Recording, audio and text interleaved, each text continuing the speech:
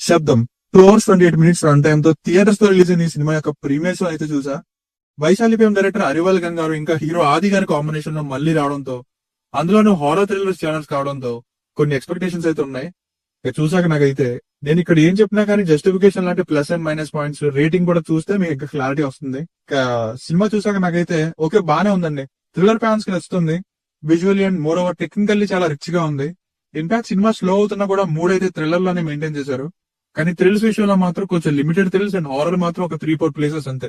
First half అంతా కూడా చాలా సినిమాల లాగానే స్టార్ట్ అవుతుంది, స్లోగా వెళ్తూ ఒక ఫెమిలియర్ టెంప్లెట్ తో మంచిగా అదిరిపోయే ఇంటర్వల్ తో. కానీ సెకండ్ హాఫ్ కొంచెం రివీల్ చేయడానికి నాన్ లీనియర్ వేలో టైం తీసుకున్నా గానీ ఇంట్రెస్ట్ క్రియేట్ చేస్తూ మెదడుకు పదును పెడుతూ వెళ్తుంది.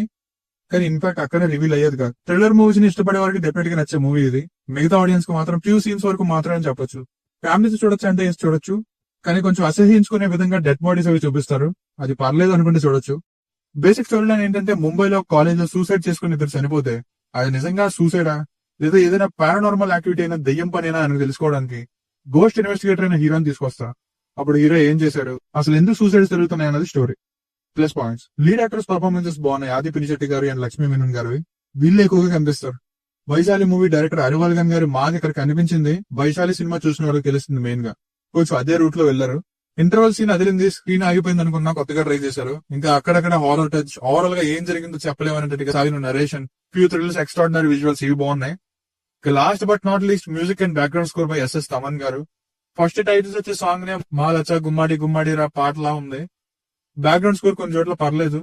ఈయన కంటే కూడా ఈ సినిమాలో శబ్దం అని టైటిల్ పెట్టినందుకు సౌండ్ ఎఫెక్ట్స్ మాత్రం భలే ఎంజాయ్ చేశారు డాల్బీ అట్మాస్ లో.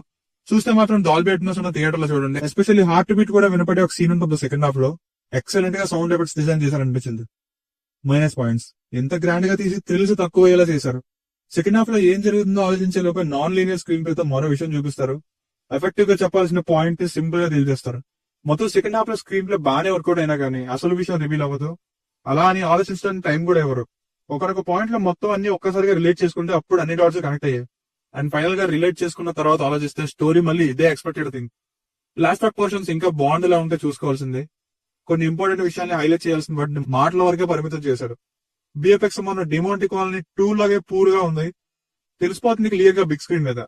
ఫస్ట్ సూసైడ్ సీన్ విఎఫ్ఎక్స్ అని తెలిసిపోతుంది ఆ లైటింగ్ వేరియేషన్ వల్ల. ఫస్ట్ హాఫ్ లో కూడా కొంచెం స్లో మూమెంట్స్ ఉన్నాయి. నాకు కొంచెం వైశాలి స్టైల్లో అనిపించింది ఫ్లాష్ బ్యాక్. అది ఇంకా మాస్ ఆడియన్స్ కు పదిగా కనెక్ట్ అవ్వదు. సో ఫైనల్ గా మూవీ వర్డిక్ట్ ఏంటంటే, శబ్దం అని టైటిల్ పెట్టినందుకు సౌండ్ తో అయితే బాగానే ఆడుకున్నారు. కానీ స్టోరీ టెల్లింగ్ లో ఇంకొంచెం థ్రిల్స్ అండ్ హారర్ పెంచి ఇంకా ఎఫెక్టివ్ గా చెప్పుంటే ఇంకా బాగుండేది.